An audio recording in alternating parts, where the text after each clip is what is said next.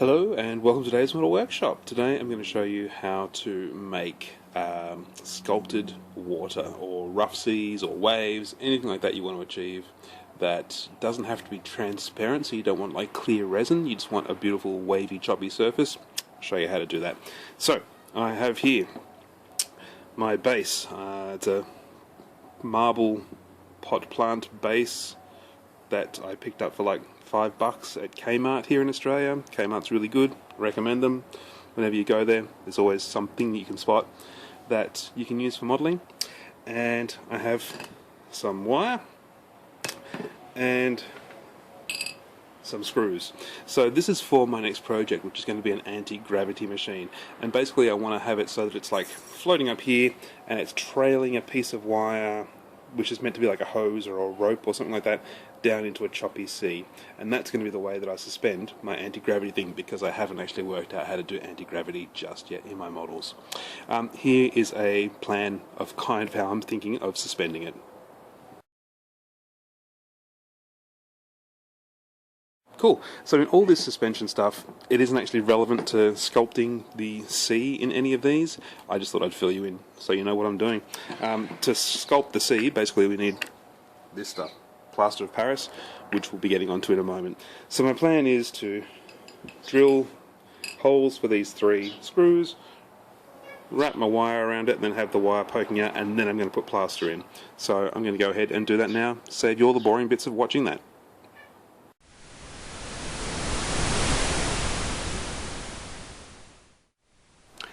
So here we are, got my cat helping out. Look, it's not pretty, but it'll do. Really hard to drill into marble, who would have thought it? So, I'm going to mix up my plaster now, so you can follow the instructions on the back, which very carefully say 70 mils of water per 100 grams of plaster of Paris. Yeah, look, I'm going to be crazy and just wing it a little bit, because I've made it before and I kind of know the right consistency, and I can't be bothered going inside to get my scales. So I'm going to mix up some plaster into my blue bucket there with the water, give it a stir with this screwdriver, and then I'm going to splodge it inside my bowl here. And this is kind of the consistency you want it to be. So it's thick, almost sort of porridgey, but still, you know, quite workable. Alright, let's see if I can do this without destroying anything while filming. Now, I can never guess just how much plaster of Paris is the right amount of plaster of Paris to use. I always make too much or too little, and in this case I think I've made too little. Ah, bollocks! See, it doesn't actually work for me. It doesn't always work. Far out. Nearly swore there. So, not nearly enough plaster of Paris. Gonna have to mix up some more. But the main thing is, it's gonna start to hold those wires in place. And basically what I'm looking for is enough to fill up to kind of the level here, but not higher than that. So yeah, look, let's start with that. It's good and gloopy. Mix up some more. You know that I do honest, real reporting when it all goes wrong like that. Come back soon. Alright, the second lot of plaster of Paris is ready to go. Try again. Might pour from this side this time. So, pour. Yeah, look, that's far from ideal to get 2 lots of plaster of Paris, because they might set at different times or different rates. It's just, you know, bit of poor planning there, but I can never ever guesstimate how much plaster of Paris to make. Whenever I do this, I always end up making too little. I guess that tells me I need to make more next time, doesn't it? Alright. Glooping that all in. Second lot's a bit waterier than the first lot. A bit more watery than the first lot. But that's about the right amount this time. Yeah, I'm happier with that. So, as you can see, it's quite watery, it's quite gloopy in there. Now, when it sets a little bit more, maybe 5-10 minutes, I might try sculpting some waves into it, but really at this stage it's not too essential to get your waves sculpted in. We're going to use a grinder to sort of grind different wave shapes into our plaster. You could also do this using like foam core or insulation foam, pretty much any material. For me, I just wanted something that would hold the base wires in place. But yeah, you can use pretty much anything to give you the depth, the consistency, the shape. We just need to grind into the top of it. So I'm going to let that set for a bit, and I'll come back soon when I can show you what it looks like. I'm just going through, so it's dried a tiny bit, it's a tiny bit more staying in place. And I'm just going through and putting some rough wave shapes in. If these work out, brilliant, I won't have to grind into it quite so much. But if I don't work out, I don't care. But yeah, to me, these are feeling quite authentically wavy, quite like you would see in an ocean, I think. Try and obviously keep them all going the same way. But yeah, I'm pretty happy with that so far. We'll see what it's like when it dries. I could hate it when it dries. As you have seen, it's all about, you know, adapting as things go wrong. Anyway, gonna leave this to dry overnight. We'll come back to it in the morning.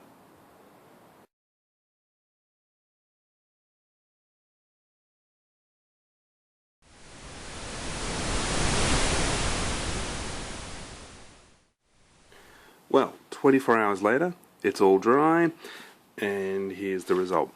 So look, I had hoped that my waves that I sculpted in would be nice and realistic, because it would have saved a lot of hassle in the long run, but they haven't. And look, to be honest, I was never quite expecting them to anyway. I thought it was worth a shot, but yeah, they're just a bit too gloopy, I guess, a bit too gel looking. Like, I like some of the peaks, but even if I loved them, there's still a lot of stuff like, try and get a bit of focus, all these little tiny cracks and bubbles and stuff like that, little, you know, imperfections. For our sea, you know, if we just painted that blue, yeah, it's going to look like plaster that's been painted blue. So, what I was always planning to do, and, you know, hopefully tried a shortcut and it didn't work, but what I was always planning to do is we now get our Dremel tool or a drill or something like that. Got mine here with a little wire brush on the end, and we want to gouge out sort of eye-shaped waves. So I'm just going to get stuck in and do it. Hopefully the noise isn't too unpleasant. Do this outside because it's going to make a big mess, and, you know, probably a smart idea to wear some kind of respirator so you don't breathe in a whole lot of plaster dust. Am I doing that? No, but I'm an idiot. Okay, let's try it and see.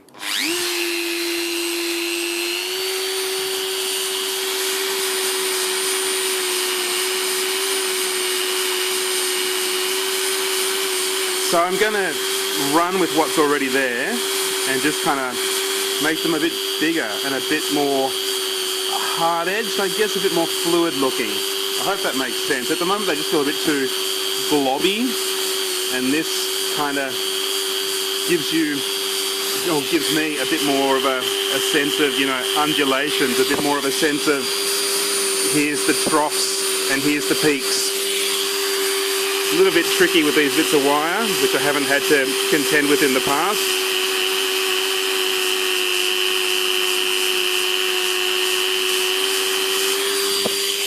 So yeah, you can see,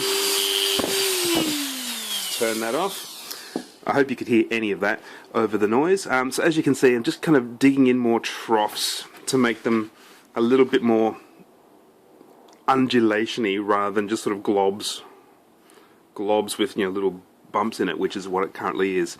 So I'm going to keep going and do more of this, more sort of troughs and peaks, and I'll come back in a couple of minutes so you don't have to listen to the next 10 minutes of that drill noise in your ear.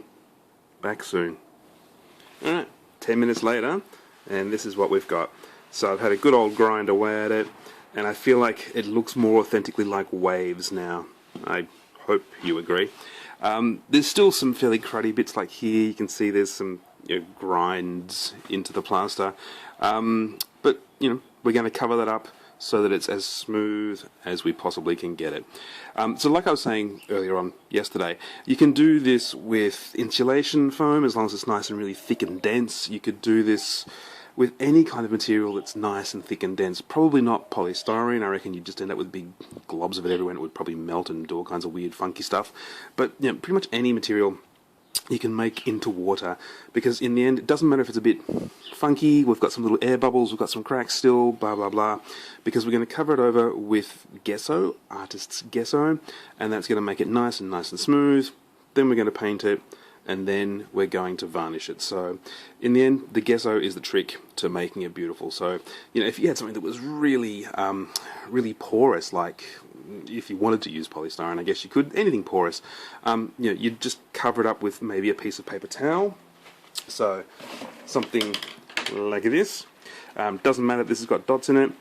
Cover it with paper towel, and then put the gesso on top, and it's going to sort of soak in. We're going to do multiple coats of gesso, and you can get it from any art supply store, and it's good stuff. So I'm going to go and get mine now and start painting this on.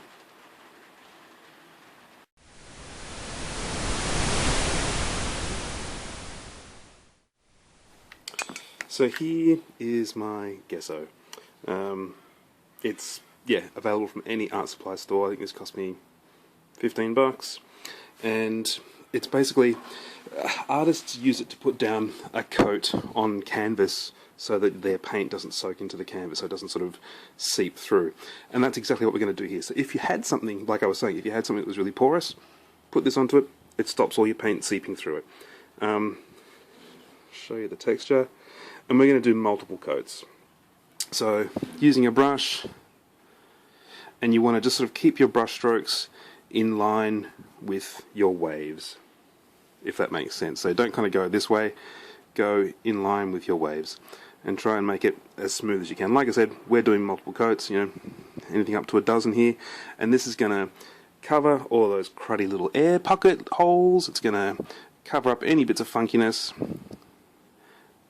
and just give us a beautiful smooth sea surface to work with.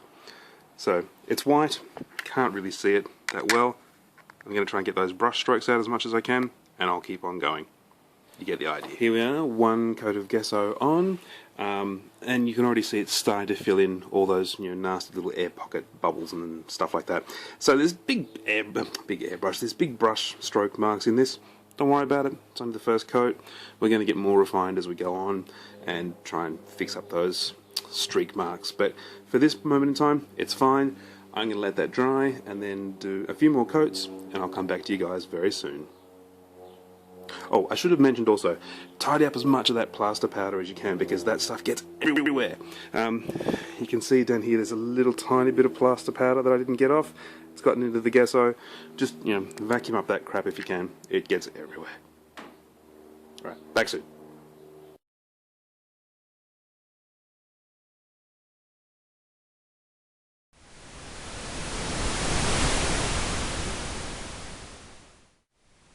Here we are after 6 coats of the gesso.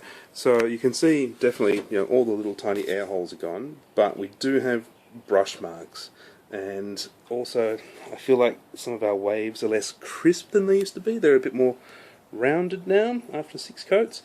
So I'm going to use my Dremel tool and just sort of polish them down. You could sand it with sandpaper if you wanted to, but I'm going to try this, try and make it a bit quicker. I'll show you the results in a tick. And here it is after a whole bunch of sanding. So I used the Dremel and it brought up quite a few chunks, as you can see here. And it's definitely looking... definitely looking a lot smoother, but needs some more coats of gesso, I think, to fix up those little patches that have broken free. Oh well, what can you do? Well, now I am getting stuck in with sandpaper and just trying to smooth out the biggest sections of wrinkliness, the biggest kind of grainy sections that we can see. Try and get it as nice and smooth as we can. Look, you know, it's not rocket science.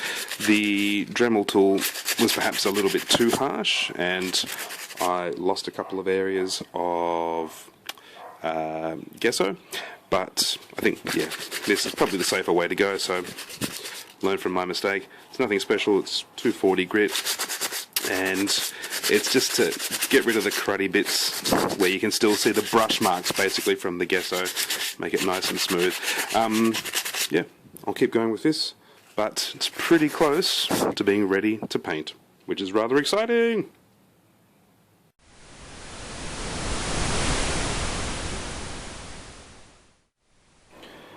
Now for the fun bit, painting time. So I have here some acrylic paints. It's a mix of phthalo blue and good old white, it's in focus, and black. So I've squidged them into an old whiskey tin lid here, and you just want to mix them up and get a colour that you're happy with as a sea colour. So look, there's no hard and fast rules here. You can see the percentage there was roughly what, about 70% phthalo blue, 10% white, sorry, 15% white, 15% black, and I've heard it described, excuse me, as a kind of denim colour. You want a kind of denim jean colour for your sea, for your ocean. And look, you know, it's up to you. You choose what colour you want to paint, basically. You know, if you're after a bottle green sea, power to you. I'm fairly happy with that. I might put a bit more black into it, but I'm going to mix this up, get it to a level that I'm happy at. Look, a bit more. I'm using acrylic paints here, but you can really use, you know, whatever you want. If you want to use oils or enamels or whatever you've got. It's not like anything in particular is better with the surface that we're painting here. I'm just using acrylics because I have them. Yeah, the main thing is that phthalo blue is really a great colour to work with for a sea colour. It gives you a good effect. I'm going to keep mixing this till I've got that kind of denim colour, so I hope you can kind of see that now. Yeah, I'm happy with this sort of central darker greyer bluey colour. Oh man, get it in focus. Yeah, happy with this sort of central greyish bluish colour here. The colours on my camera here are coming out a bit lighter and a bit brighter than perhaps they should. Yeah, that's a little better perhaps for you. And so yeah, just going to paint away. I don't think I need to really give you any hints on how to paint. My main issue is going to be trying to keep it off the marble side, and I can see it's going to be a pain in the ass for me, but you know, if I was good I would probably mask it, but I'm not. I'm trying to do it freehand, and we'll see if that bites me in the bum. Probably is going to, you know, it's probably going to be really hard to get a nice even edge there. We will see. You obviously want to, you know, cover it fairly thick so you don't get the white showing through. Obviously you can do multiple coats if you want to. Yeah, I'm not going to tell you anymore. You guys know how to paint. I'll come back when I'm done.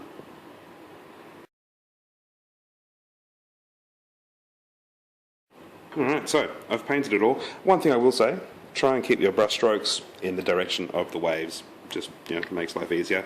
Now I've got a bit of black still on the edge here that I'm going to try and mix in to get like a darker colour than I have been previously using on the waves. Try and mix that black in. It's a little darker, it's not crazily darker, but what I'm planning to do with this is to just try and emphasise some of those troughs a little bit more, try and make them a bit darker.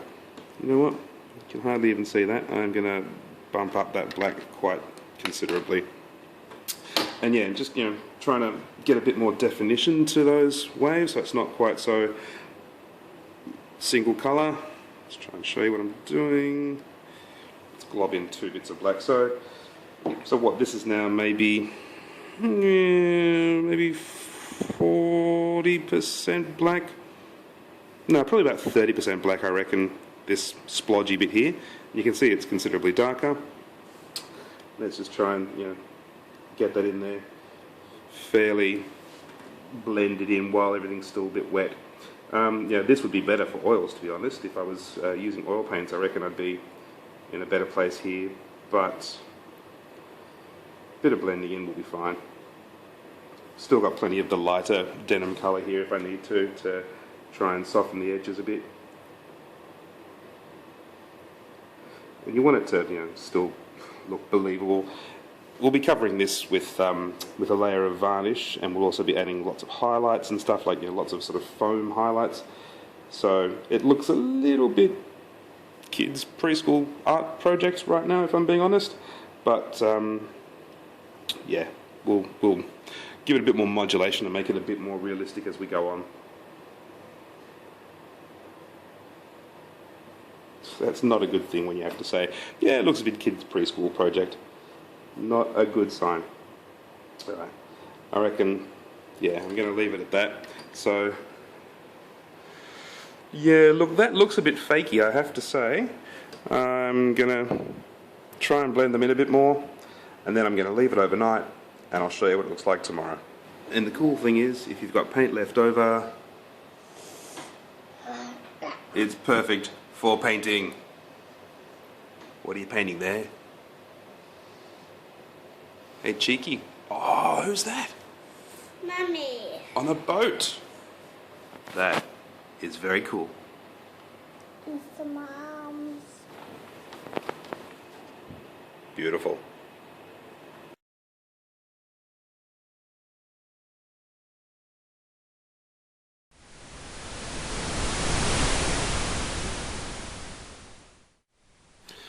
This is where we're at a day or two later. So, as you can see, I did actually do some little highlights, some little white or whiter highlights on the tops of those waves.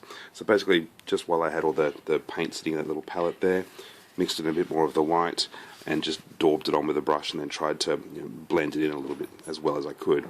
So look, yeah, it's okay. It still looks a little bit like, you know, a preschool art project, but from here is where we start to make it a bit more realistic. So my next step is going to be to mask off the marble on around the outside, and then I'm going to spray some greenish colours and try and get a bit of, you know, mottling and a bit more realistic surface of a sea effect.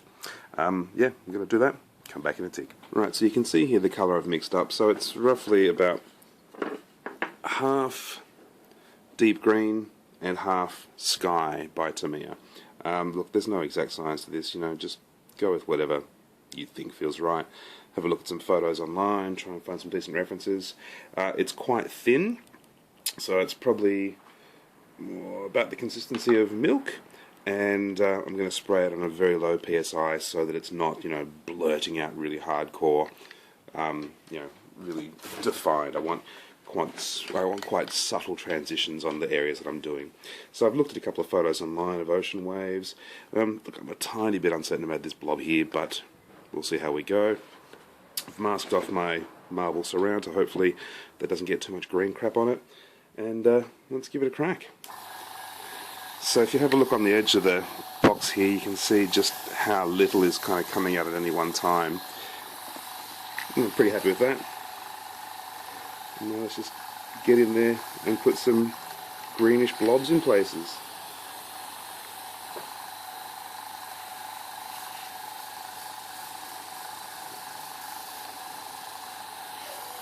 So I guess, you know, keep it nice and random. You don't want to have any set plan in mind, just, you know, what looks good.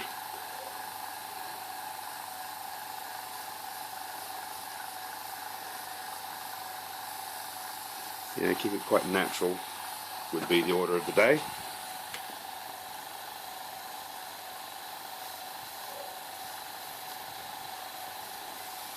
And it is quite subtle, you know. I think it's one of those things you're going to have a much easier time of bringing it back from this than if you blurt it on too fast. Sorry, you're going to have a much easier time adding more to build it up over time than if you go in hardcore to start with and you just put great big green blobs everywhere. So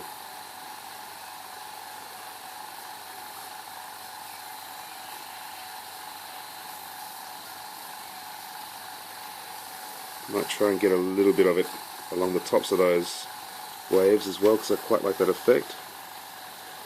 It's quite natural,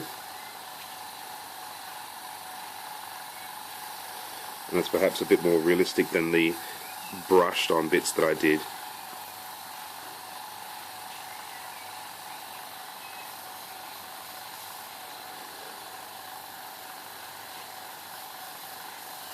Hope you can hear me properly over the air compressor too, by the way.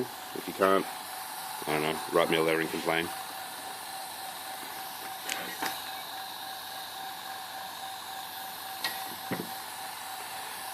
So, look, I'm going to keep tweaking that, but you get the sensation of what it's all about.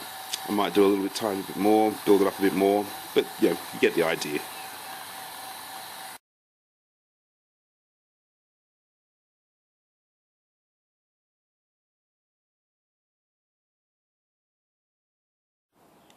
So this is where we're at now.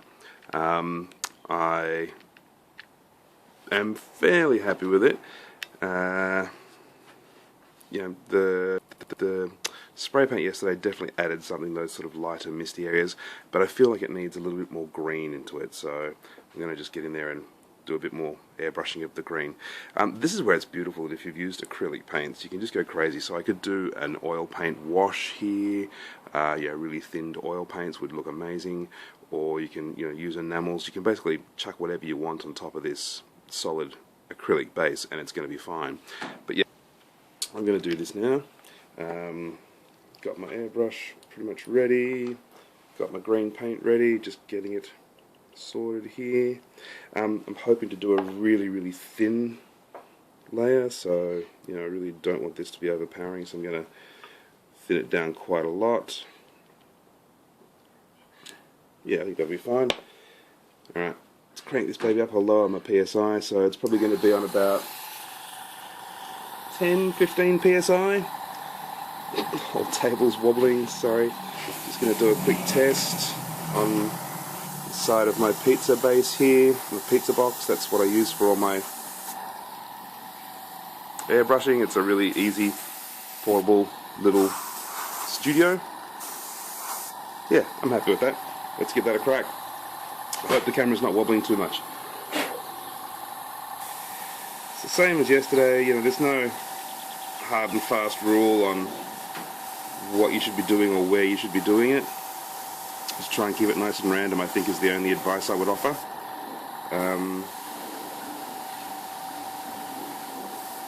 Try and keep it random, try and keep it light. But really, this is the fun part of it, go crazy, make it yours, make it amazing. This is the great bit.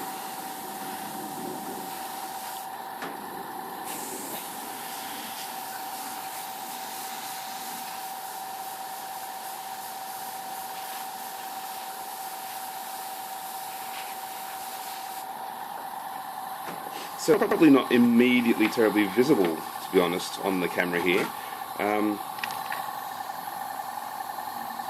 Let's put a bit here. But I think, the more subtle you make it, the more interesting it's going to be. And the more realistic it is, and, the more fun it is for you. It's a chance to get creative. You're not just building a plastic model kit here. You're creating something new and interesting and different that people haven't done before. It's great. Alright, I reckon I'm going to call it a day there, because if I keep going, it'll just get freaky. Once again, easier to pull it back, to be restrained now and build it up more, than to try and pull it back. Yeah, that'll do me. It's just started hailing here. I don't know if you can see it, but you can certainly hear it. And there's a tiny piece of ice here on the table that just landed next to me right there. Extraordinary. Yeah, I just thought I'd share it with you. That's cool. Alright, back to reality. Actually, it's starting to get wet, so I'm going to go inside.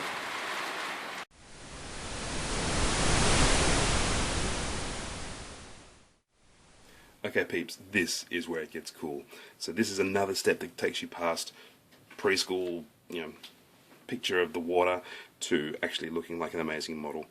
So this step gives you the sort of white caps, the foam on top of your waves.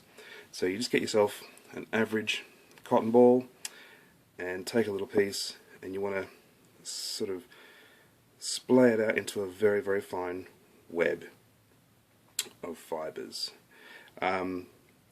Now again, I've heard it said that if you can get your hands on medical rayon balls, that's even better, but I had a bit of a look around Australia, asked a couple of chemists, and I can't find those, so I'm just going to run with cotton balls.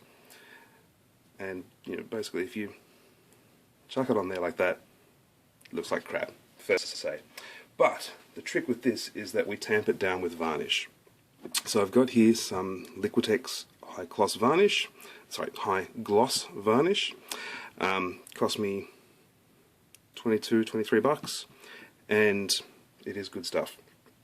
So the trick is stir your varnish gently beforehand, put it in a little container, and then you want to add it, just sort of wet the area where you plan to put your white caps.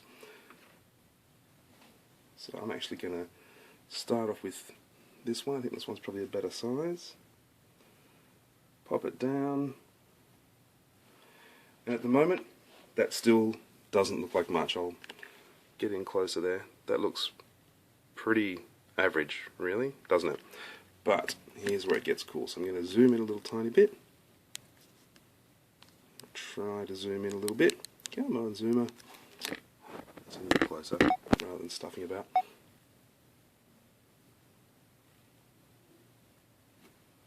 Okay. And then the trick here now is to sort of tamp this stuff on with your brush while it's still wet underneath.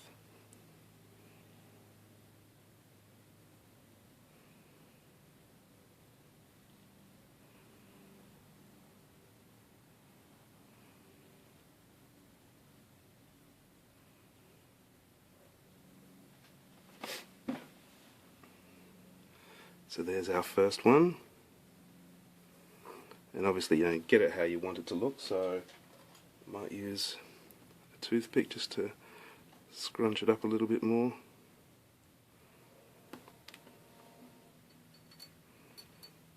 And try and get that effect as realistic as possible. So I'm going to do a couple of those and come back and show you guys how it looks.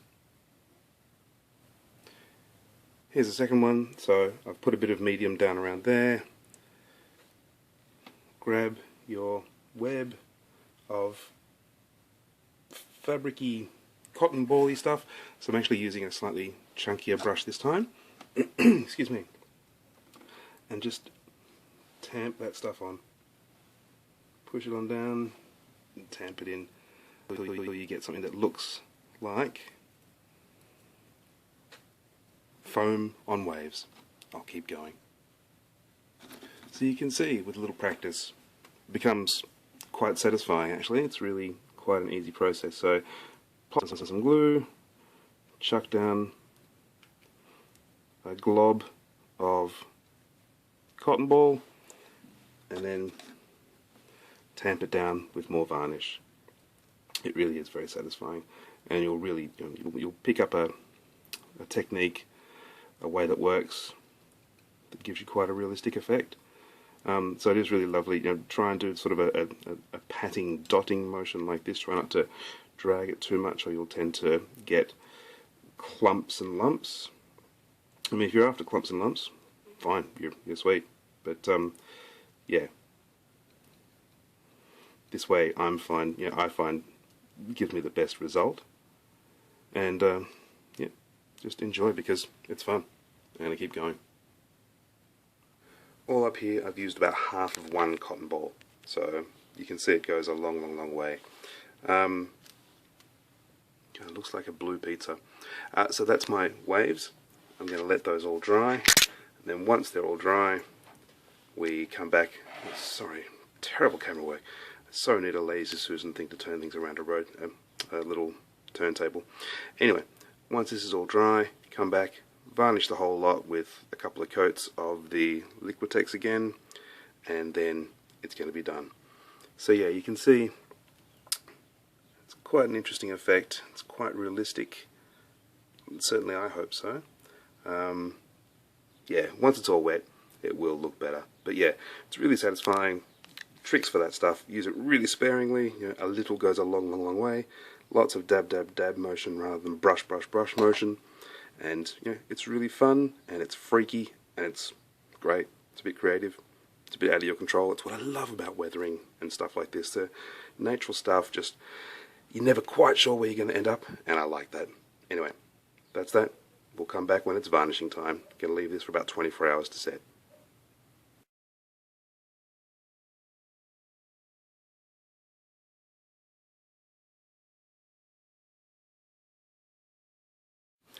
And here is the finished result.